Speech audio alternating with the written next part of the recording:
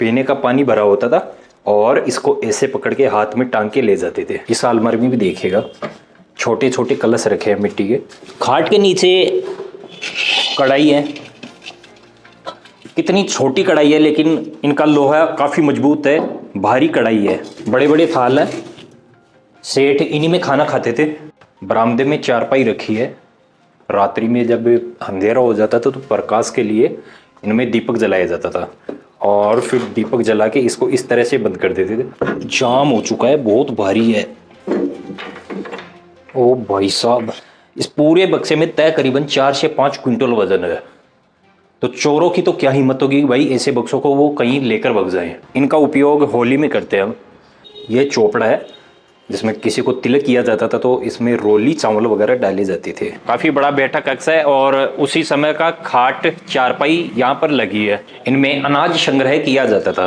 कितना सारा सामान उन सेठों का। ये चमचे हैं, ये एक लोटे टाइप में हो गया, डेगची। इस पर संभवतः झूला लगा होता था पहले। इस वाले पॉइंट में देखते हैं, इसमें भी कुछ मिट्टी के पात्र हैं। सेठों की डायरी है, लालची वचन मैया प्रति। छोटा सा संदूक मिला है, खाली है, कीमती सामान रखा जाता था इनमें। भोज का आयोजन होता था, उस समय खाना खाते थे। ये पत्ते की बनाई गई है, पेड़ों के पत्तों से बनाई गई पतले हैं।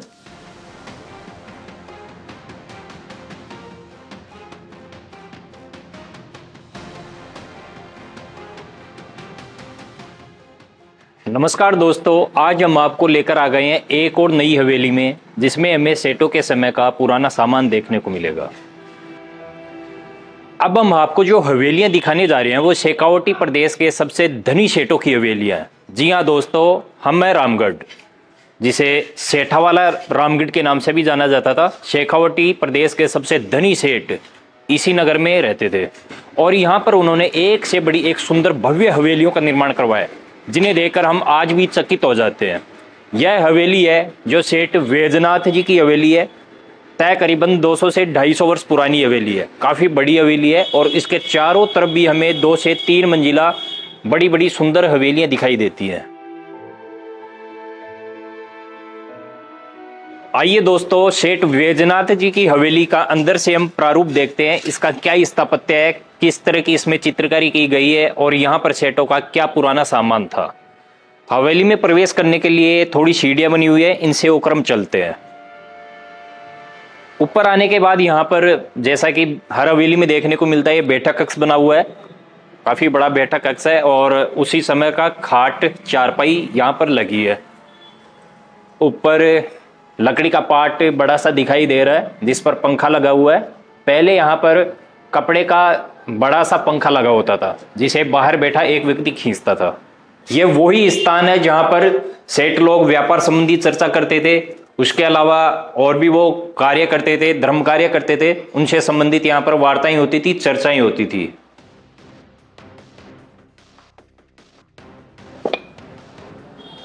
क्या हुआ?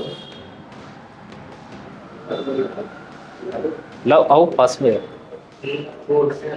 ये एक बहीखाता सा दिखाई दिया है जो काफी मोटा है, कपड़ा लगा हुआ है। देखता हूँ बहीखाता या फिर और कुछ है।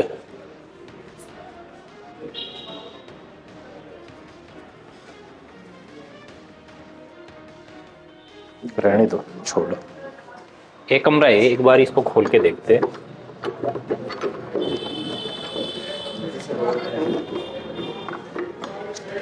अंदर से बंद है। नहीं नहीं नहीं, आप पियो। हवेली के मुख्य भाग में प्रवेश का ये द्वार है। अभी यहाँ पर मरम्मत का कार्य चल रहा है और इसको देखकर हमें थोड़ा सुख का अनुभव यह हुआ कि हवेलियों की मरम्मत का कार्य यहाँ पर चल रहा है, इनकी देखरेख की जा रही है।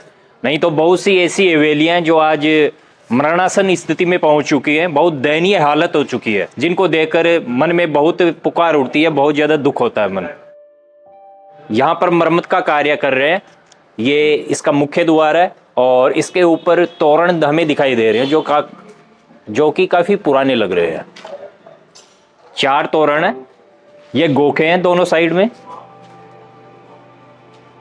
ऊपर दिखाइएगा। द्वार पर जो बाहियां हैं इनमें वैसी बारीक नक्काशी की गई है। आइए, प्रवेश करते ही यहाँ पर ये जगह बनी हुई है और इसमें कुछ ये कोठी रखी हुई है, लोहे की कोठी है, ये काफी बड़ा है। इनमें अनाज संग्रह किया जाता था।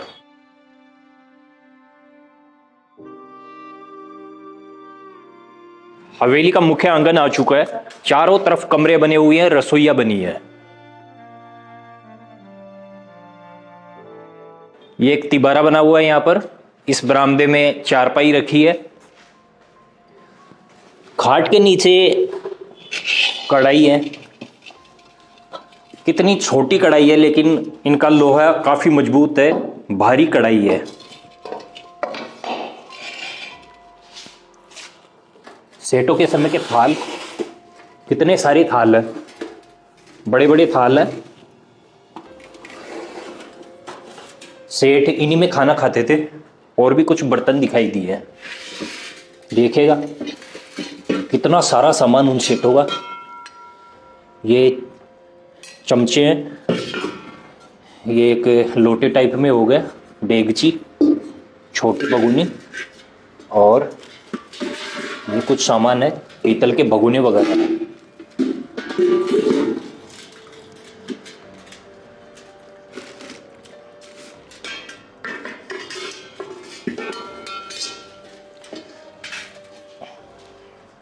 ये सामान जो हम दिखा रहे हैं, रसोई के पात्र, ये कोई साधारण सामान नहीं है। ये हमारे लिए एक तरह से विरासत है। आज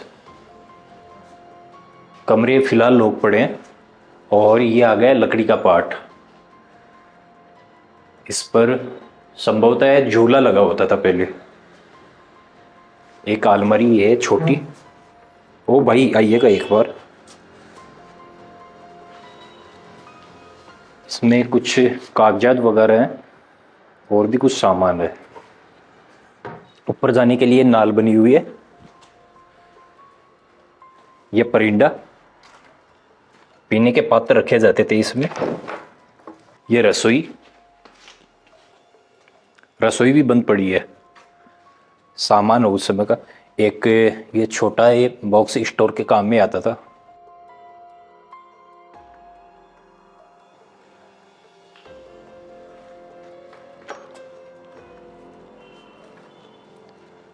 बरामदे में चारपाई रखी है, बहुत सारी चारपाई है। एक ये कमरा है, ये भी लॉक है अंदर से। दरवाजे के ऊपर बहुत सुंदर चित्रकारी है कृष्ण जी की, जो कि फीकी पड़ चुकी है आज।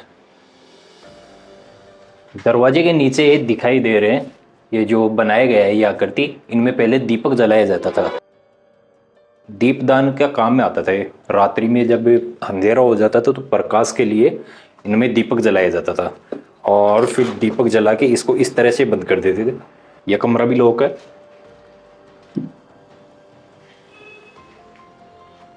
हवेली के बीच में ये वाला स्थान जहाँ पर भगवान जी की पूजा की जाती थी। पाइप लगे हैं, ये लोहे के भारी पाइप है। ऊपर से वर्षा जल इनसे होकर आता था और यहाँ बनी नालियों में होकर बाहर प्रवाहित हो जाता था। यह वाला बरामदा देखते हैं, इसमें दो कक्ष बने हैं।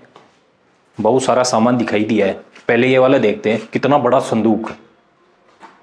ये देखिएगा कितना बड़ा बक्सा है लोहे का, काफी भारी लग रहा है। एक बार मैं दिखाता हूँ। ये तीन है, यहाँ पर ये तीनों बंद करके और 3 लॉक लगाया जाता था। और ये क्या चीज़ है इसका कुछ समझ नहीं आ रहा। इसको मैं एक बार खोल के दिखाता हूँ। जाम हो चुका है, बहुत भारी है। ओ भाई साहब, नहीं उठ रहा, नहीं उठ रहा। अरे नहीं उठ रहा, रुक रुक रुक रुक। अंदर कुछ वैसे नहीं वो भाई, ये खुल भी नहीं रहा। इसका जो पलड़ा है ना, ये हमारे से उठ भी नहीं रहा। देखिएगा कितना भारी है। ऊपर से जाम भी हो चुका है।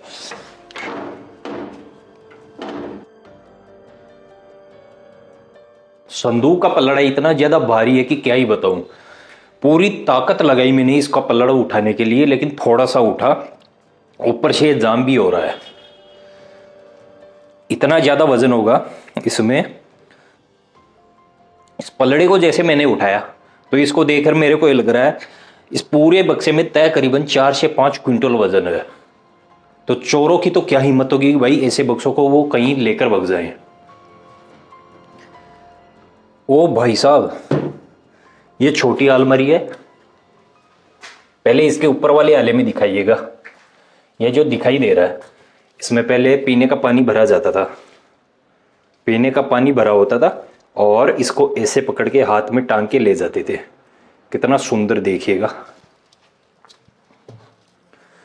इसमें अलग अलग पात्र दिखाई दे रहे हैं। ये देखिए, कांच की बोतलें हैं छोटी छोटी, और एक एक खिलौना है।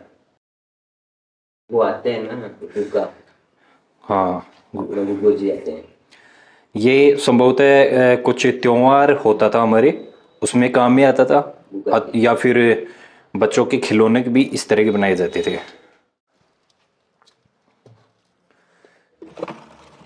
ये चोपड़ा है जिसमें किसी को तिलक किया जाता था, तो इसमें रोली चावल वगैरह डाले जाते थे। ये देखिए। इनके अलावा नीचे वाले में कुछ बुक्स दिखाई दी हैं।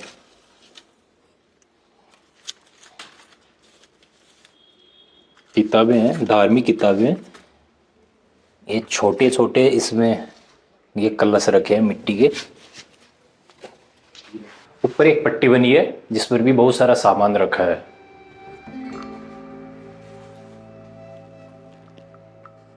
ये वाला ही दिखाई दे रहा है, ये रसोई में होता है, ज़्यादातर मसालादानी के काम में आता है। इसमें मसाले, मिर्च, हल्दी वगैरह वो डाली जाती थी। ये वाला कमरा लॉक है। इस अलमारी में भी देखिएगा छोटे छोटे कलश रखे हैं मिट्टी के।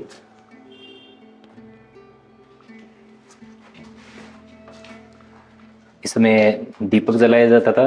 कमरा ये वाला भी बंद है। यहाँ के ज़्यादातर कमरे बंद ही पड़े हैं। यहाँ पर ये लोटा रखा है, तांबे का लोटा। इस वाले पॉइंट में देखते हैं, इसमें भी कुछ मिट्टी के पात्र हैं, कलश वगैरह। ये रसोई आ गई। रसोई के ऊपर दिखाइएगा, इन पर इस तरह की जाली लगाई गई है। ये पूरा फ्रेम लकड़ी का बना हुआ है और बीच में ये सरिये लोहे के बने हैं। धुआं इनसे भी होकर आता था और उसी की वजह से यहाँ की बाहर की दीवार काली पड़ चुकी है। जो चित्रकारी बनी हुई है उस पर काली लग चुकी है। फिलहाल रसोई के अंदर भी एक चिमनी लगी होती थी जिससे धुआं ऊपर जाकर बाहर प्रवाहित हो जाता था। ये परिंदा है। इसे बाद में मंदिर के हिसाब से भी काम में लिया गया था। सामने वो पट्टी दिखाई दे रही है, वहां पर मिट्टी के पात्र रखे जाते थे। ये एक और जीना आ गया। इस वाले बरामदे में देखते हैं। ये कुर्सी पुराने जमाने की कुर्सी है साहब। एक बड़ी सी अलमारी दिखाई दी है, इस पर कुछ दरी पट्टी वगैरह रखी है। अलमारी को देखते हैं पहले। पास में आइए। इस अलमारी में बहुत सारा सेटों का सामान रखा है। एक ये मूर्ति रखी है। एक एक खानों को देखते हैं। इस वाले में दिखाइए। ये कुछ किताब के पन्ने हैं। किताब, डायरी, सेठों की डायरी है। लालची वचन मैया प्रति,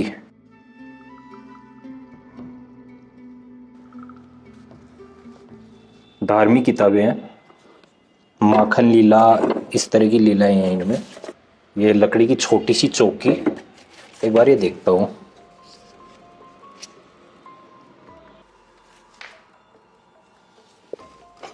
छोटा सा ये संदूक मिला है,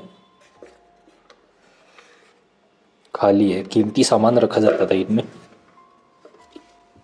बेलन भी रखा है एक ये पात्र है। ओ भाई, इस पात्र में ये कुछ दिखाई दिए है। ये छोटे छोटे बतख। और ये वाला है, इसमें इत्र भरा होता था। इत्र भर के और जैसे ऐसे छिड़कते हैं ना, वो है, इसमें बिल्कुल बारीक बारीक छिद्र बने हैं। इतना सारा सामान है उन सेटों का। जब भोज का आयोजन होता था उस समय खाना खाते थे। ये पत्ते की बनाई गई है, पेड़ों के पत्तों से बनाई गई पतले हैं।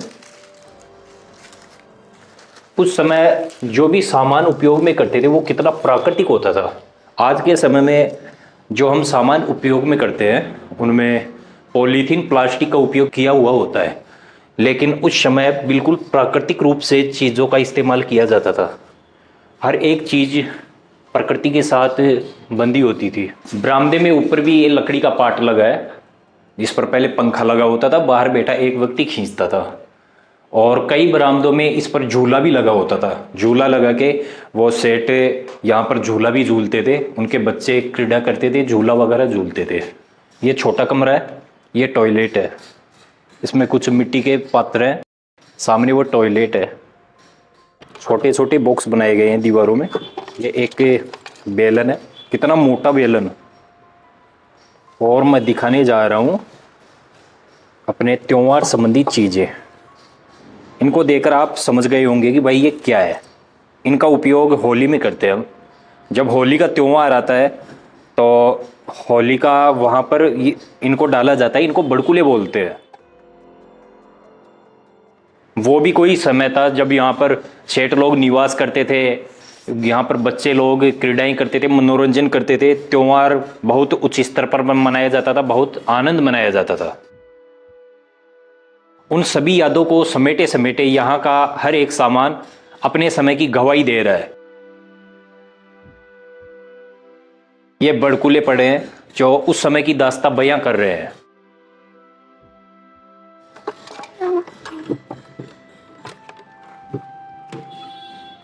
दीवारों पर चारों तरफ सुंदर पेंटिंग बनी हुई है। दरवाजों के जस्ट ऊपर पक्षियों की चित्रकारी बनी है, तोते, मोर, इनका चित्रांकन है। यहाँ पर जो भगवान कृष्ण का रास लीला हुआ था उसका दृश्य है।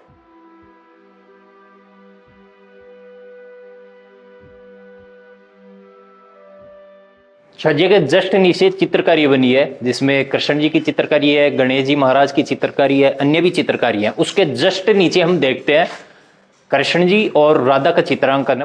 लंबी पट्टी बनी है पूरी हवेली में और इन्हीं दोनों का चित्रांकन है, राधा जी और कृष्ण जी का। उससे नीचे वाली चित्रकारी में फूल पत्तियां बनी है, पक्षियों की चित्रकारी है।